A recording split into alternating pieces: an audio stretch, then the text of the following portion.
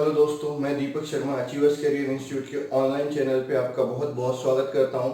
अपन ने last lecture में some basic concept of chemistry में आपका अवोगाड्रोस लॉ या अवोगाड्रोस हाइपोथेसिस और उसके एप्लीकेशन पढ़े थे। एप्लीकेशन में हमने एटॉमिसिटी, आपका वेपर डेंसिटी, मॉलिक्यूलर मास और वेपर डेंसिटी में रिलेशन, उसके बाद आपका ग्राम मॉलिक्यूलर मास की डेफिनेशन यानी आपका मॉलिक्यूलर मास और वॉल्यूम ऑफ गैस में रिलेशन अपन ने डिस्कस किया था। ठीक है, आज हम पढ़ने वाले हैं एटॉमिक मास, एवरेज एटॉमिक मास और आपके molecular mass, gram molecular mass, number of मोल, ये सारी चीजों के बारे में डिस्कस करेंगे। तो सबसे पहले आपकी बात आती है कि भाई एटॉमिक मास क्या होता है। एटॉमिक मास क्या होता है, ठीक है। तो the atomic mass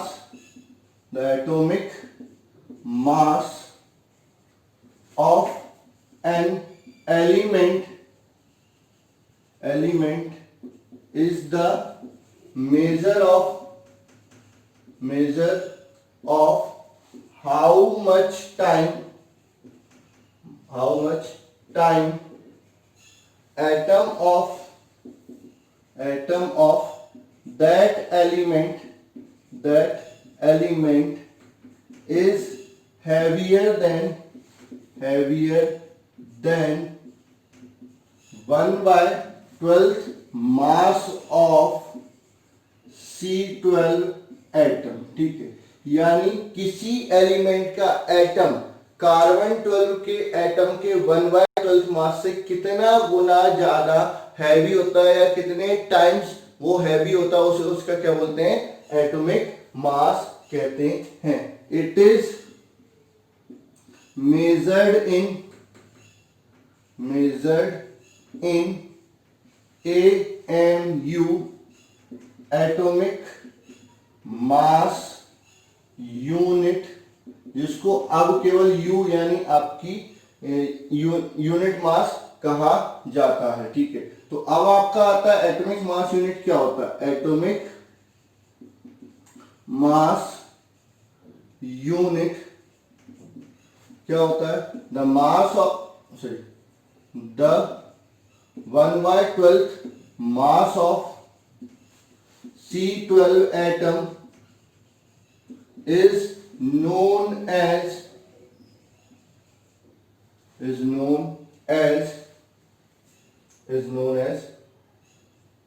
atomic mass unit। ठीक है, यानी किसी मतलब कार्बन C12 एटम का जो मास होता है उसमें 12 से डिवाइड कर दो तो आपको क्या मिल जाएगा, 1 एटॉमिक मास यूनिट मिल जाएगी। तो 1 AMU बराबर 1/12 मास ऑफ C12 एटम। इसको अपन केजी में लिखना चाहें तो 1.67 इंटू 10⁻⁻27 किलोग्राम हो जाता है। ठीक है, उसके बाद अपन बात करते हैं आइसोटोप की। आइसोटोप क्या होते हैं, ठीक है। तो the atom of same element which have same atomic number but different mass number is known as isotope. Isotope क्या होते हैं, ऐसे एटम जिनका एटॉमिक नंबर तो क्या होता है, सेम होता है, बस मास नंबर क्या होता है, डिफरेंट होता है, उसको अपन एटॉमिक नंबर बोलते हैं। उसके बाद आता है fractional abundance of atom. Fractional abundance of atom, ठीक है, ये क्या होता है, it is the fractional abundance of atom, नहीं isotope it is the fraction of given isotope present in nature with respect to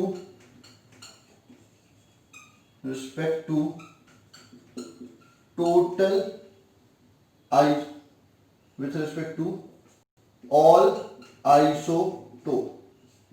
ठीक है, किसी एलिमेंट के एक से ज्यादा आइसोटोप पाए जाते हैं, दो भी हो सकते हैं, तीन भी हो सकते हैं, तो किसी पर्टिकुलर आइसोटोप का फ्रैक्शनल अबंडेंस निकालना है। ठीक है, तो वो कितनी मात्रा में प्रेजेंट है अपॉन टोटल आइसोटोप कितनी मात्रा में प्रेजेंट है, दोनों का रेशियो जो होता है, फ्रैक्शन जो होता है, उसको फ्रैक्शनल अबंडेंस कहते हैं। इसको Fi से डिनोट करते हैं। अगर इसमें 100 का मल्टीप्लाई कर देंगे तो परसेंटेज अबंडेंस हो जाएगा किसका, आइसोटोप का। किसका परसेंटेज अबंडेंस हो जाएगा, आइसोटोप का। ठीक है, अब अपन बात करते हैं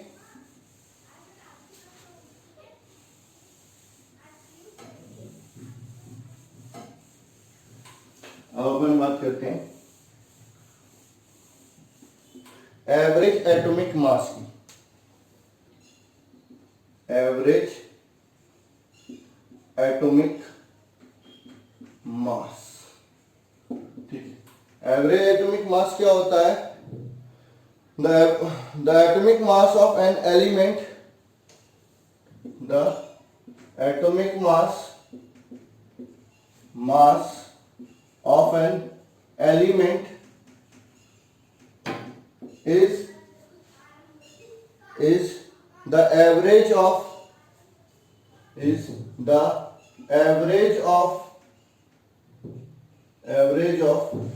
mass of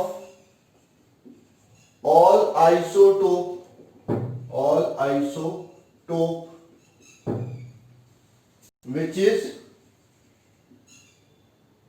which is relatively measured with respect to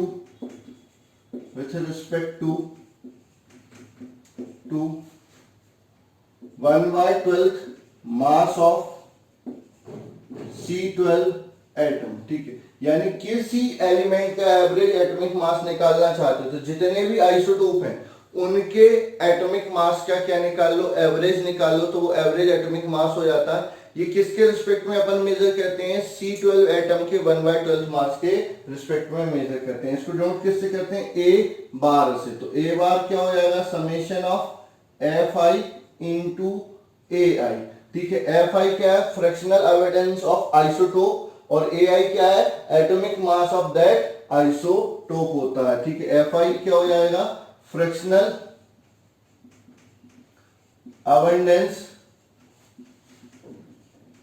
of isotope, AI क्या हो जाएगा, एटॉमिक मास ऑफ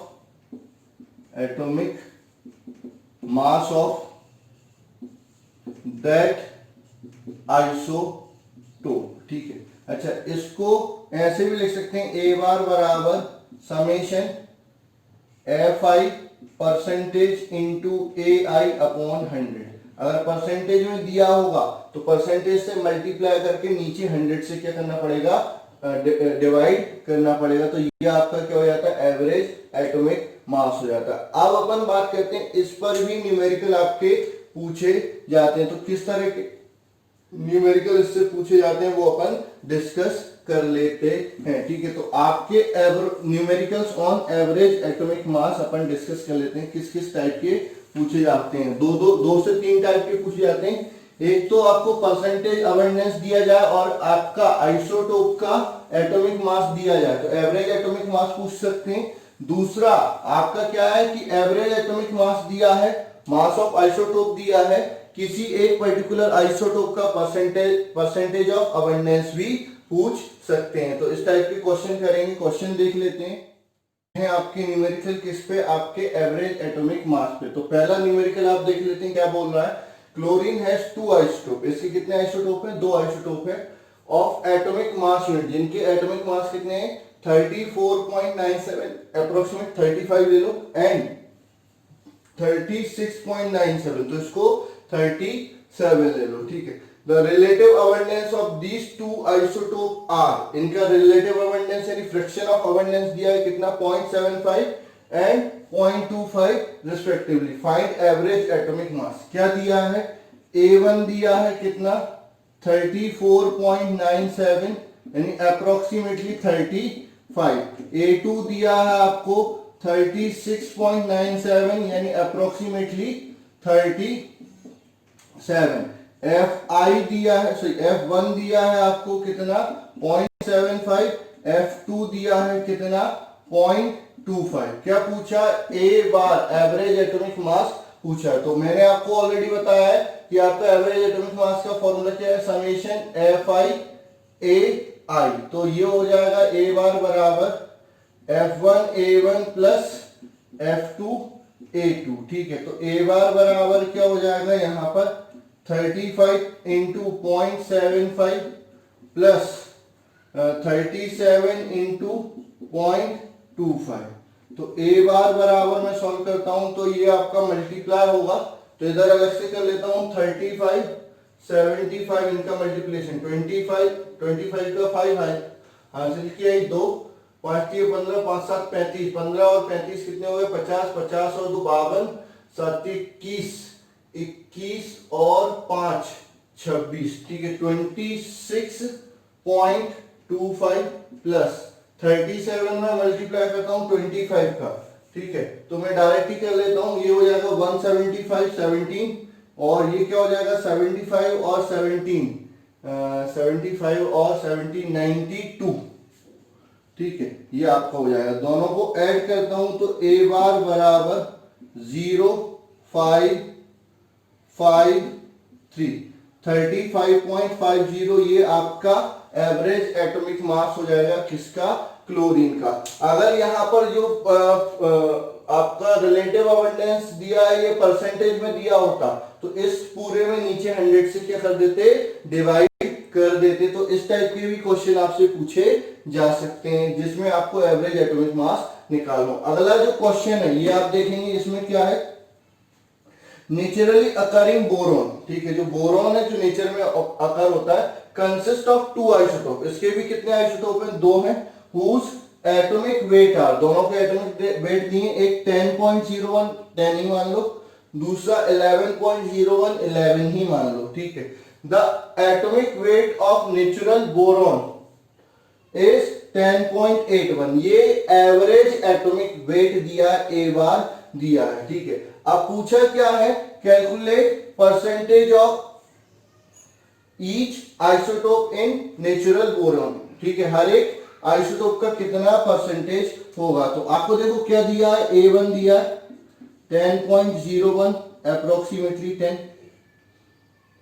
A2 दिया है 11.01 अप्रोक्सीमेटली 11। ठीक है, और ए बार दिया है आपका कितना 10.81 या 10.8 दिया है। ठीक है, क्या पूछा, परसेंटेज ऑफ अबंडेंस पूछा है हर एक आइसोटोप का। ठीक है, तो x1 मान लेते हैं, परसेंटेज को क्या मान लेते हैं x1, सॉरी आपका जो F1 है उसको क्या मान लेते हैं, x मान लेते हैं। जो आपका फ्रैक्शन ऑफ अबंडेंस है उसको परसेंटेज में क्या मान लेते हैं, x मान लेते हैं। तो आपका जो F2 होगा फ्रैक्शन ऑफ अबंडेंस, तो टोटल परसेंटेज कितना होता है 100 में से x माइनस कर दो तो दूसरे का परसेंटेज हो जाएगा। अब फॉर्मूला क्या होता है एवरेज एटॉमिक मास का, A1 F1 plus A2 F2 या summation of AI Fi percentage divided by 100।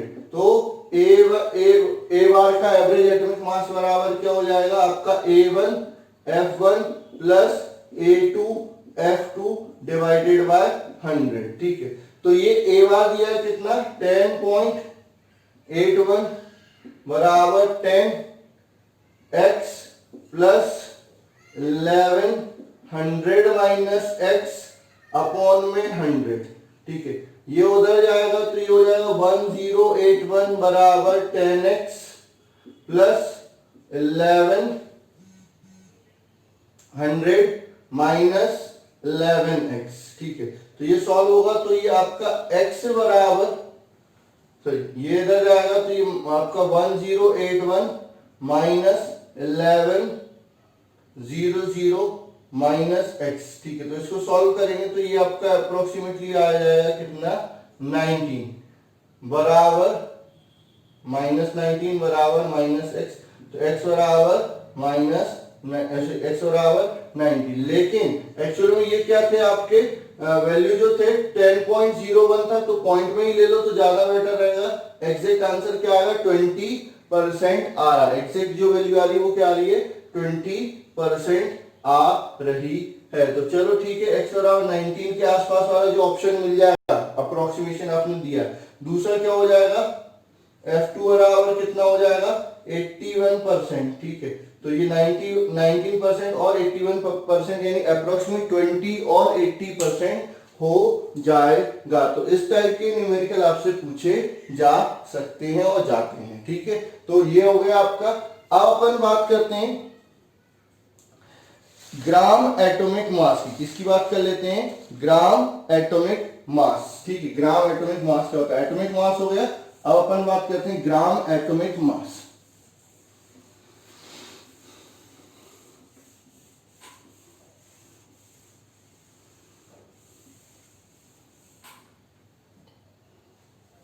अपन बात करें ग्राम एटॉमिक मास क्या होता है, when mass of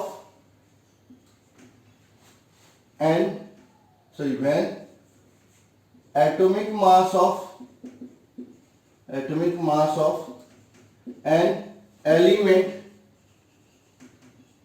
is represented in gram, ठीक है, then it is known as gram atomic mass. Gram atomic मास, ठीक है, यानी अगर किसी एलिमेंट का जो एटॉमिक मास है, अगर उसके सामने यू हटा के ग्राम लिख दें तो उसको क्या बोलते हैं, ग्राम एटॉमिक मास। ग्राम एटॉमिक मास 1 मोल एटम का मास होता है। कितना, 1 मोल एटम का मास होता है। नंबर ऑफ मोल में अपन आगे पढ़ेंगे। तो अभी तो समझ, जैसे ऑक्सीजन का एटॉमिक मास कितना है 16U। ठीक है, ये आपका एलिमेंट, ठीक है, ये आपका एटॉमिक मास, ठीक है, और यहां पर अपन क्या जाएंगे, ग्राम एटॉमिक मास। ठीक है, ग्राम एटॉमिक मास बहुत ज्यादा होता है। ठीक है, ये 16 ग्राम हो जाएगा, ये 1 मोल एटम का मास हो जाता है। वहीं पर हाइड्रोजन का एटॉमिक मास कितना होता है 1U, ग्राम एटॉमिक मास 1 ग्राम। ठीक है, उसके बाद आपका क्या बोलते हैं, क्लोरीन का एटॉमिक मास कितना था, अभी अपन ने निकाला 35.5, ये हो जाएगा 35.5 ग्राम। ये यू में, वो ग्राम में। तो किसी एलिमेंट का जो मास होता है, ठीक है, तो किसी एलिमेंट का जो एटॉमिक मास होता है, अगर उसको ग्राम में लिख देते हैं तो उसको अपन क्या बोलते हैं, ग्राम एटॉमिक मास बोलते हैं। ठीक है, इसके बाद आपका आता है मॉलिक्यूलर मास।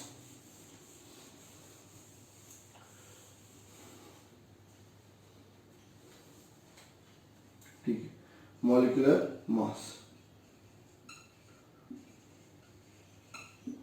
ठीक है, the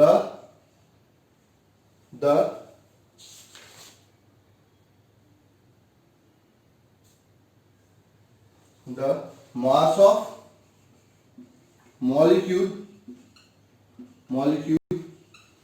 which is relative to 1/12th mass of C12 atom is known as molecular mass. ठीक है, किसी मॉलिक्यूल का मास जो है वो कार्बन C12 एटम के 1/12 मास की कितने गुना हैवी है, उसको अपन क्या बोलते हैं, मॉलिक्यूलर मास बोलते हैं। It is equal to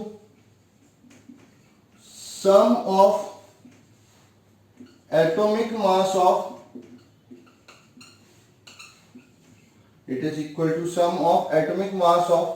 all atom present in given molecule। ठीक है, अगर आपको मॉलिक्यूलर मास निकालना है तो आपके एक मॉलिक्यूल में जितने भी एटम प्रेजेंट हैं उन सबके एटॉमिक मास को क्या कर दो, जोड़ दो, तो आपको क्या मिल जाएगा, मॉलिक्यूलर मास मिल जाएगा। जैसे अपन बात करते हैं मॉलिक्यूलर मास की, अगर अपन बात करते हैं तो सबसे पहले मान के चलो मेरे को कार्बन डाइऑक्साइड का मॉलिक्यूलर मास निकालना है, ठीक है। तो आपका क्या हो जाएगा, इसमें कितने एटम है, एक कार्बन है और एक ऑक्सीजन है। तो कार्बन का एटॉमिक मास कितना होता है, 12 प्लस 2, ऑक्सीजन के कितने एटम है, 2, गुणित ऑक्सीजन का एटॉमिक मास कितना होता है, 16। तो ये आपका क्या हो जाएगा, 12 प्लस 32, ये आपका 44 जो हो जाएगा वो इसका क्या हो जाएगा, 44 U क्या हो जाएगा, इसका मॉलिक्यूलर मास हो जाएगा। वहीं पर अगर अपन वाटर की बात करते हैं, H2O की बात करते हैं, तो आपका 2 इंटू 1, 2 हाइड्रोजन एटम है और एक हाइड्रोजन एटम का एटॉमिक मास कितना होता है, 1 प्लस 16, यानी ये कितना हो जाएगा, 18U, ये आपका मॉलिक्यूलर मास हो जाएगा। वहीं पर आपका C6H12O6 की बात कर रहे हैं, किसकी, C6H12O6 की बात कर रहे हैं।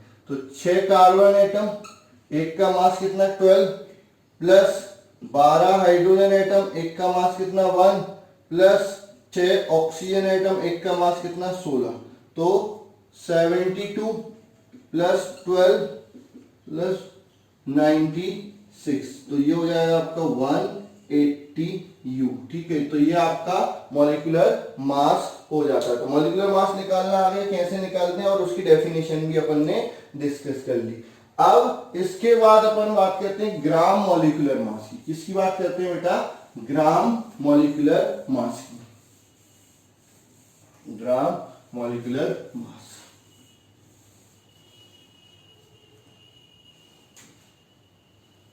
ग्राम मॉलिक्यूलर मास, तो जैसे ग्राम एटॉमिक मास होता है वैसे ही आपका क्या होता है, ग्राम मॉलिक्यूलर मास होता है। ग्राम एटॉमिक मास क्या होता है, the atomic mass of an element in gram is known as gram atomic mass. ऐसे ही the molecular mass of an element, the molecular mass of an element in gram is known as gram molecular mass, is known as gram molecular mass, ठीक है। तो आपका किसी molecule का जो मास है किसमें, ग्राम में, जैसे CO2 का मॉलिक्यूलर मास,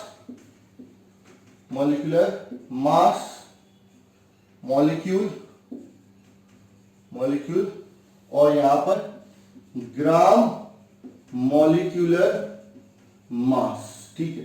तो CO2 का मॉलिक्यूलर मास आपने निकाला कितना है, 44U, तो ग्राम मॉलिक्यूलर मास तो है 44 ग्राम, ठीक है। उसके बाद आपका H2O का मॉलिक्यूलर मास कितना हो जाएगा, आपका 18U, ठीक है। तो ग्राम मॉलिक्यूलर मास कितना हो जाएगा, 18 ग्राम। और जो ये आता है ग्राम मॉलिक्यूलर मास या ग्राम एटॉमिक मास, ये एक्चुअल में एक मोल सब्सटेंस का, एक मोल मॉलिक्यूल का या एक मोल एटम का मास होता है। और ये एक एटम या एक मॉलिक्यूल का मास होता है। ये एक मोल एटम का मास होता है या एक मोल मॉलिक्यूल का मास होता है और ये एक एटम का मास होता है। तो ये दोनों अलग अलग चीजें, ठीक है। आपका C6H12O6, तो इसका क्या होता है, 180U, ग्राम मॉलिक्यूलर मास 180 ग्राम हो जाएगा, ठीक है। अब इसके बाद अपन बात करते हैं किसकी, आपकी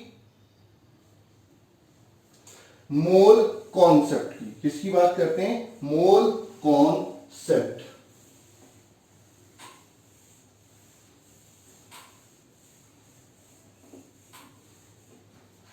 मोल कॉन्सेप्ट, ठीक है। तो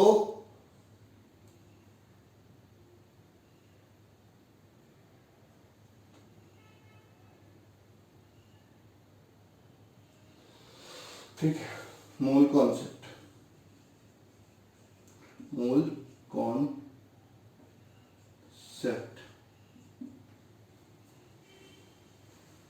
मोल कॉन्सेप्ट। सबसे पहले यहां पर आपका आता है अब अवोगैड्रो नंबर, क्या आता है?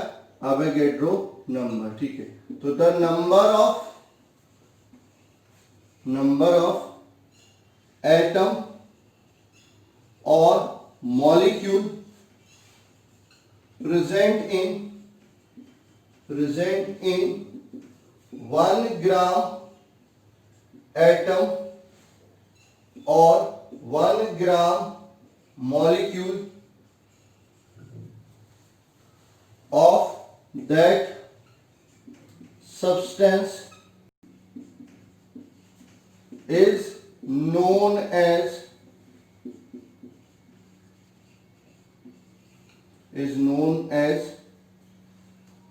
अवोगैड्रो नंबर। अच्छा, यहां पर 1 ग्राम से मतलब 1 ग्राम नहीं है, 1 ग्राम एटम लिखा है। 1 ग्राम एटम का मतलब क्या होता है? आपका ग्राम एटॉमिक मास, ग्राम एटॉमिक मास पूरा बोला है। 1 ग्राम, अकेला 1 ग्राम लिखा होता तो बात अलग होती। 1 ग्राम एटम लिखा है या 1 ग्राम मॉलिक्यूल लिखा है, तो ये हो गया आपका ग्राम एटॉमिक मास और ये हो गया आपका मॉलिक्यूलर मास। तो 1 ग्राम एटम, अगर अपन बोलो 1 ग्राम एटम ऑफ हाइड्रोजन, इसे 1 ग्राम एटम ऑफ हाइड्रोजन, तो ये हो गया आपका 1, ये तो 1 ग्राम ऑफ हाइड्रोजन ही हो जाएगा, ठीक है। अगर मैंने बोला 1 ग्राम एटम ऑफ ऑक्सीजन, ठीक है, तो ये इसका मतलब क्या हो जाएगा? ये 16 ग्राम हो जाएगा। तो 1 ग्राम एटम का मतलब क्या है? ग्राम एटॉमिक मास, और 1 ग्राम मॉलिक्यूल का मतलब क्या हुआ? Gram molecular mass. तो ये चीजें आपको समझना पड़ेंगी। तो उसको क्या बोलते हैं? अवोगैड्रो नंबर बोलते हैं। इसकी वैल्यू क्या होती है? आपको इसको नोट करते हैं। It is denoted by Na, ठीक है। तो Na बराबर क्या हो जाएगा आपका? 6.023 इंटू 10⁻23, ठीक है। ये आपका अवोगैड्रो नंबर होता है। द नंबर ऑफ एटम और molecule present in 1 gram atom और 1 gram molecule of a substance is known as Avogadro number. और 1 ग्राम एटम का मतलब क्या होता है? आपका 1 ग्राम एटॉमिक मास, ठीक है, आपका 1 ग्राम एटॉमिक मास और ये 1 ग्राम मॉलिक्यूलर मास। मतलब आपका क्या हो जाएगा? इसका जो ग्राम एटॉमिक मास है वो लिखना है और ये इसका ग्राम मॉलिक्यूलर मास है वो लिखना है, ठीक है। तो उसका, उसमें जितने एटम और जितने मॉलिक्यूल होंगे उनके बारे में डिस्कस करें। तो 1 ग्राम एटम का मतलब क्या हुआ? कि जो ग्राम मॉलिक्यूलर मास है उस एलिमेंट का उतना सब्सटेंस, और 1 ग्राम मॉलिक्यूल का मतलब क्या हुआ? ग्राम मॉलिक्यूलर मास जो है उस सब्सटेंस का उतने में जितने एटम और मॉलिक्यूल प्रेजेंट होते हैं उसको क्या बोलते हैं? अवोगैड्रो नंबर बोलते हैं। इसकी जो वैल्यू होती है Na से नोट करते हैं। Na बराबर क्या हो जाता है? 6.023 इंटू 10⁻23, ठीक है। अब मोल, 1 मोल क्या होता है? 1 मोल, द अमाउंट ऑफ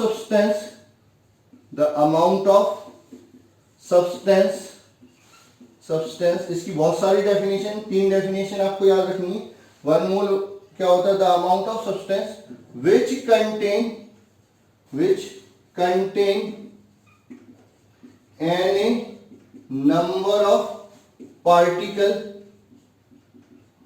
में क्या हो जाएगा आपका? एटम या फिर मॉलिक्यूल, ठीक है, या फिर ion, is known as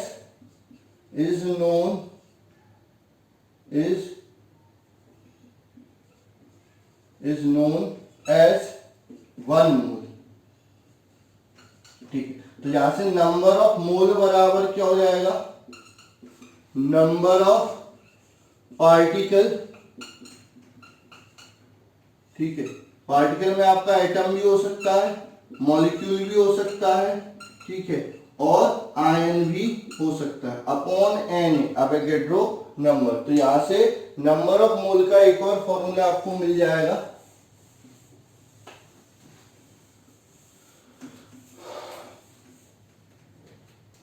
number of mole बराबर क्या हो जाएगा? नंबर ऑफ पार्टिकल, ठीक है, यहां पर आपका एटम हो जाएगा, ये नंबर ऑफ एटम या नंबर ऑफ मॉलिक्यूल हो जाएगा, ठीक है, या फिर नंबर ऑफ आयन हो जाएगा, ठीक है, अपॉन में अवोगाड्रो नंबर यानी 6.023 इंटू 10⁻23, ये नंबर ऑफ मोल हो गया, ठीक है। दूसरा 1 मोल the amount of substance, the amount of substance whose mass is equal to its gram atomic mass or gram molecular mass is known as 1 मोल, मतलब ऐसा इतना अमाउंट सब्सटेंस का जिसका मास एक एटॉमिक मास या फिर एक ग्राम मॉलिक्यूलर मास के बराबर हो, उसे अपन क्या बोलते हैं 1 मोल। तो यहां से भी नंबर ऑफ मोल का फॉर्मूला हो जाएगा, नंबर ऑफ मोल बराबर mass of substance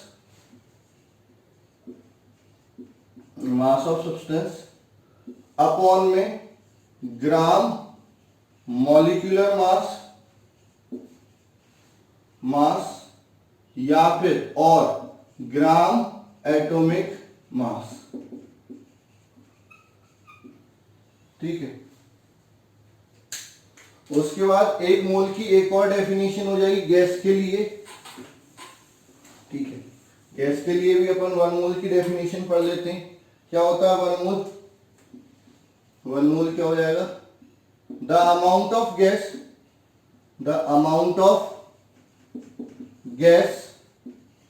that occupy 22.4 liter volume at STP या NTP is known as, अगर दूसरा टेम्परेचर प्रेशर होगा तो फिर ये डेफिनेशन लागू नहीं होगी, इज नोन एज 1 मोल, ठीक है। तो यहां से क्या हो जाएगा, नंबर ऑफ मोल बराबर वॉल्यूम ऑफ गैस किसमें, लीटर में, at STP upon volume of gas upon 22.4 litre, ठीक है। तो ये आपके नंबर ऑफ मोल के फॉर्मूले हो जाते हैं। इनमें बहुत सारे क्वेश्चन आते हैं, वो क्वेश्चन अपन अगली क्लास में डिस्कस करेंगे। आज के लिए बस इतना ही। हाँ, ये डेफिनेशन, ये फॉर्मूले याद करने हैं। इससे पहले जो आपको मैंने एवरेज एटॉमिक मास दिया उस पर आपको न्यूमेरिकल करने हैं और बेसिक सारी डेफिनेशन अच्छे से याद होनी चाहिए, क्योंकि ये डेफिनेशन क्लियर होंगी तभी जाके आपका मोल कॉन्सेप्ट अच्छे से बनेगा। तो ये चीजें आपके नंबर ऑफ मोल याद होने चाहिए, क्योंकि मोल कॉन्सेप्ट अपने आप में एक बहुत बड़ा टॉपिक है। इस पे कई सारे न्यूमेरिकल, कई सारी चीजें पूछी जाती हैं। तो आज के लिए बस इतना ही। धन्यवाद।